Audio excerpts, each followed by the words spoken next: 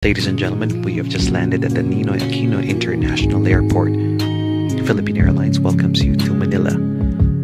Hello guys, what's up? Andito nga pala kami sa Air Residence dito sa Makati ng aking misis at nag-check-in kami dahil dito muna kami magpapahinga dahil kakarating lang natin galing sa France. At ito nga guys yung loob ng aming tinuluyan dito sa Makati guys sa may Malagulay at basta ilalagay ko lang guys yung address niya dito sa ating description box. At ito guys, yan nga pala, bali pagdating ko nga pala ay nagutom kami at umorder kami ng Jollibee. Yan lagi ang ating paborito pagdating dito sa Pilipinas guys. At dinamihan na namin ng order guys kasi tinatamad kaming bumaba.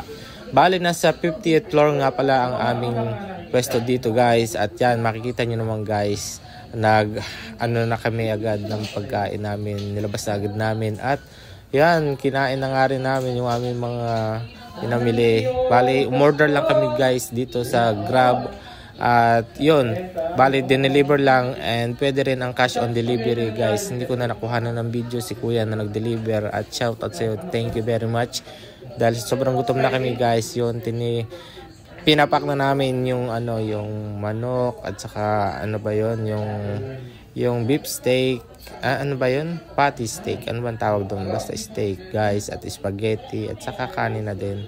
Bali may dalawang extra rice na rin para siguradong hindi kami mabibitin. Yan guys, ayan nga guys, at habang kumakain kami ay binuhay namin yung TV at nanood kami kasi syempre para mapil mo na nasa Pilipinas ka talaga guys.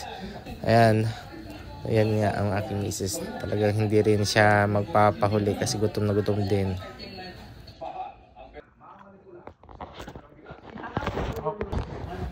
Ayun nga guys, bali nakatapos namin kumain at ito ipapakita ko sa inyo ang aming lugar guys. Bali dito sa aming tinuluyan guys, ang per day namin dito ay parang nasa 1,900 plus ang per day. So 2 days yung aming binook dito kaya medyo mahaba-haba. At ito nga guys, papakita namin sa inyo ang lugar na ang aming sa may harapan ng bintana namin.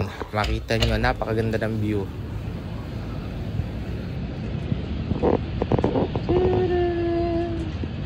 Wala, ganda, nagpapag. Usok pala ng mga sasakyan.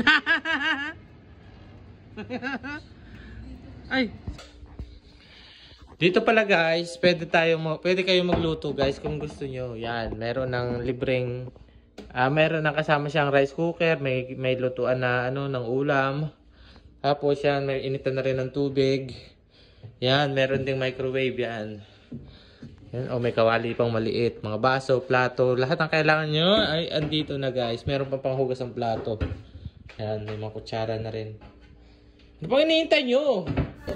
Ayan naman ang view sa umaga guys, papakita ko sa inyo. Ayan, look at this. How smoke is the Philippines.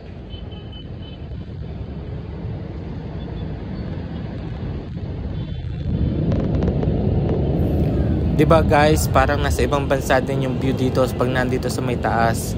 Kaya magpabook na kayo dito guys at sigurado hindi kayo magsisisi. Yan, bago nga pala kami mamasyal ng misis ko ay plinansya ko muna yung kanyang short gamit yung kanilang plancha na yan, steam. Bali may nakalagay din na rin ditong plancha guys sa kanilang mga kagamitan dito at madaming gamit talaga siya. Kompleto, may washing, may ref, kompleto, may oven, may heater, kung ano-ano pa guys. Kaya talagang sulit sa tingin namin yung binayad namin dito. At ito nga pala guys, papakita ko sa inyo yung labas na view ng aming tinutuluyan. Napakataas guys. At maraming salamat sa mga nanood guys. Hanggang sa muli.